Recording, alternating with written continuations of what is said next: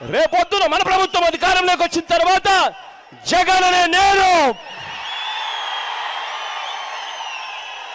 మీ అందరికీ హామీ ఇస్తా ఉన్నాను. విశాఖ జిల్లాలో ఉన్న కోఆపరేటివ్ రంగంలో ఉన్న అన్ని చక్కెర ఫ్యాక్టరీలను తెరిపిస్తాను అని చెప్పి మీ అందరికీ కూడా హామీ ఇస్తా ఉన్నాను. అయితే 8 నెలలు ఉందనేది ఇల్లు సర్దుకోవడానికి అన్నట్టు ఈరోజు తుమ్మపాల షుగర్ ఫ్యాక్టరీకి ఇచ్చినటువంటి హామీలు పక్కన పెట్టేసి ఆధునీకరణ లేదు, మరి రైతులు జంటలబాడీ లేదు, రైతులకి రావాల్సినటువంటి సొమ్ము లేదు, ఇవన్నీ పక్కన పెట్టేసి దొంగసాటుగా ఈరోజు దొడ్డి దారిన ఎస్టిమేషన్ కమిటీ అనే పేరు మీద తీసుకొచ్చేసి ఈ రకంగా అడ్డగోలుగా కారు చౌకగా దీన్ని ఎస్టిమేట్ చేసేసి మళ్ళీ ఆలే బినామీ పేర్ల మీద ఫ్యాక్టరీని కాజేయాలని చూస్తున్నారు. దారి పొడవున వస్తూ ఉంటే అన్న మా తుమ్మపాల షుగర్ ఫ్యాక్టరీ గురించి మాట్లాడమని చెప్పిన వారికి ఒకటే చెప్పా.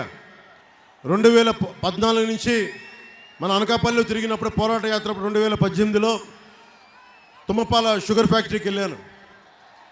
అక్కడికి నష్టాల కారణంగా మూసేస్తే, సమర్థవంతంగా నడపలేకపోతే మూసేస్తే కార్మికులకు ఆ రోజున ఒకటే హామీ ఇచ్చాం, నేను నిలబడతానని. అదే వైఎస్ జగన్ ప్రభుత్వం మేము వచ్చి దీన్ని తెరిపిస్తానని చెప్పి ఈ రోజున దాన్ని 300 కోట్ల రూపాయలకి సైలెంట్గా మౌనంగా దాన్ని ఒక రియల్ ఎస్టేట్ పీస్ లాగా అమ్మేస్తూ ఉన్నారు. నేను ఈ రోజున చెప్తా ఉన్నాను, అనకాపల్లి ఈ సభ సాక్షిగా చెప్తున్నాం, మేము వస్తే ఇక్కడ చక్కెర కర్మాగారాలు బాగుండాలి, కోఆపరేటివ్ షుగర్ ఫ్యాక్టరీస్ బాగుండాలి, ఉపాధి అవకాశాలు రావాలి. ఇలాంటి డిబేట్లు జరగాలంటే కొణతాల రామకృష్ణ గారు అనకాపల్లి నుంచి వెళ్ళాలి.